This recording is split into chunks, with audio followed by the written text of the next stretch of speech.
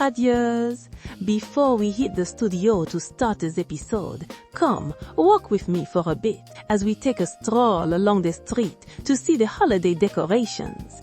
I wanted you all to see this festive holiday energy. Bonjour mes précieux, welcome back to Radiant and Unstoppable. I'm Shalara Lynx, and as you saw, the world out there is all twinkling lights and festive energy. Yes, the holidays can be a beautiful, loving time, but they can also be a magnifying glass, amplifying stress, loneliness, financial pressure, family drama, and the ache of missing loved ones. So, I want to come a little closer as I speak to your heart, because I know this season, ce n'est pas toujours joyeux pour tout le monde. And today, we are creating our own sanctuary.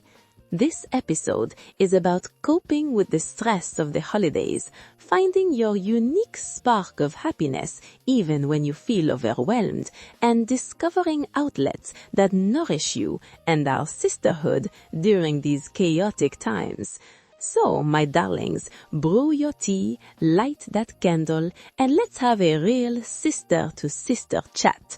On est ensemble. Let's start by reframing the narrative. The holidays don't have to be a performance of perfect joy. True peace is an inside job. It's about finding pockets of calm within the chaos.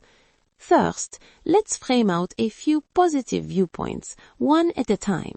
Here we go. Positive view 1.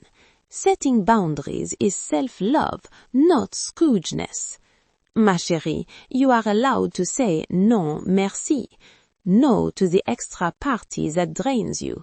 No to the draining relatives' questions and their endless drama. No to the pressure to spend money you don't have. A boundary is simply you telling your energy, you are precious and I will protect you. This isn't being negative, it's creating this space where your real joy can grow freely. Positive view number 2. Finding your micro moments of joy. When the big picture feels overwhelming, just zoom in. Happiness isn't always the grand gesture. It's in the micro moments that you carve out for yourself. The taste of your favorite spiced drink or spiked drink, whichever you prefer. Maybe it's the feel of soft pajamas after a long day. 5 minutes watching the snow or the rain fall. A silly holiday movie that makes you laugh. Collect these moments like precious little gems. Ils sont votre trésor. Positive view number 3, creating your own rituals. Maybe traditional festivities don't resonate with you. That's more than okay. You don't need permission to innovate. Your holiday could be a solitude and spa day, a friend-mess potluck with your chosen family, volunteering at a local shelter. When you create a ritual that aligns with your soul, you reclaim the season as your own. Now, we must hold space for the other side of the coin, because for some of us, the stress isn't just a fleeting feeling, it's a heavy cloak that threatens to become something more. If you're feeling this, je vous vois, je vous entends. Negative view 1, the isolation spiral. The pressure to be joyful can make you feel like there's something wrong with you if you're not bubbling with joy. So you might isolate, or you might cancel plans, stay in bed, scroll through highlight reels of other people's so-called perfect holidays as the silence in your own space grows louder. This isolation is a breeding ground for sadness to develop deep roots. C'est un piège dangereux. Negative view 2, dismissing your own pain.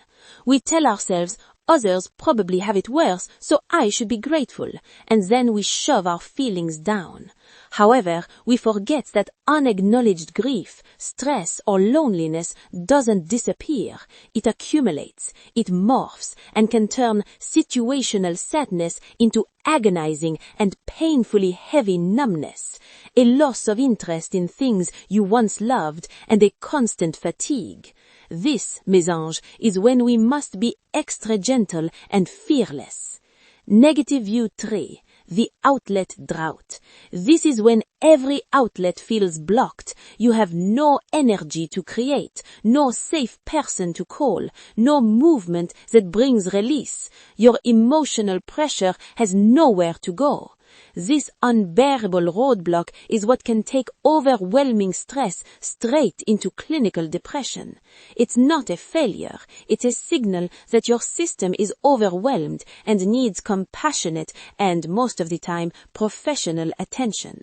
Asking for that help is one of the most radiant and unstoppable things you can do. So, how do we navigate this?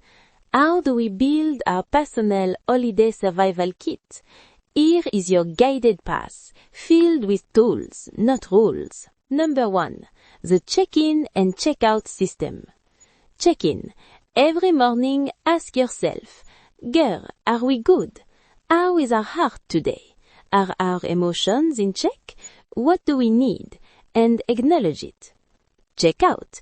Every evening, ask, what was our one small glimmer today? What was the one moment that gave a twinge of joy or made us feel like smiling? Because even on a hard day, finding one thing like the bright warm sun through the window or a good song that makes you feel some type of way, think about it. Number 2. Curate your inputs, protect your peace. Mute or unfollow social accounts that trigger comparison. Set a time limit for family group chats, and if your family has too much drama, skip the chats altogether. Create a playlist of songs that calm or empower you, not just holiday music. Protecting your mental health and claiming your peace should be by your design. Do it the way you choose to. Number 3.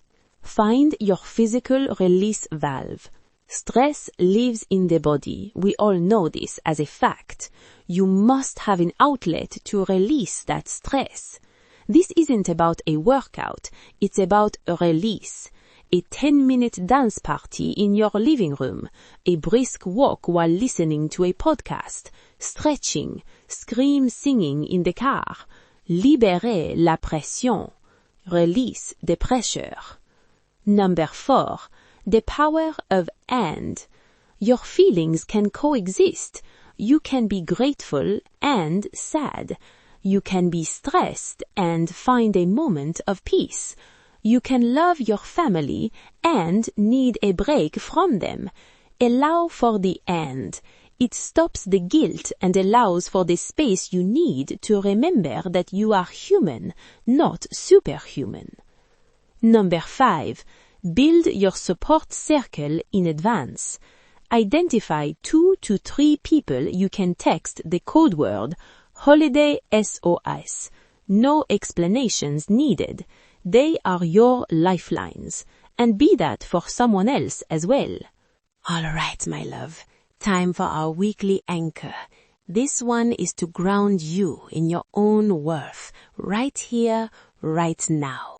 Place your hand on your heart and repeat after me. Ma paix intérieure est mon premier devoir. Mon cœur mérite de la douceur. Je traverse cette saison à mon propre rythme. Say it once more with conviction. C'est votre vérité. Remember, my radiant ones, the most important holiday decoration you can put up is a boundary. The most important gift you can give is grace to yourself. This season, give yourself permission. Permission to rest, permission to feel all your feelings, permission to celebrate in ways that feel true to you, permission to reach out for help if the weight gets too heavy. You are not alone in this. Our community is right here. Share your own survival tips or your favorite quiet joy with me at Shailaha Links. Thank you for being here, for being so unstoppably you. You are navigating so much with a strength that takes my breath away. May you find pockets of profound peace. May you feel the love that surrounds you, seen and unseen. May you step into the new year feeling held in your own heart, first and foremost. Prenez grand soin de vous. À la prochaine et joyeuses fêtes à votre manière.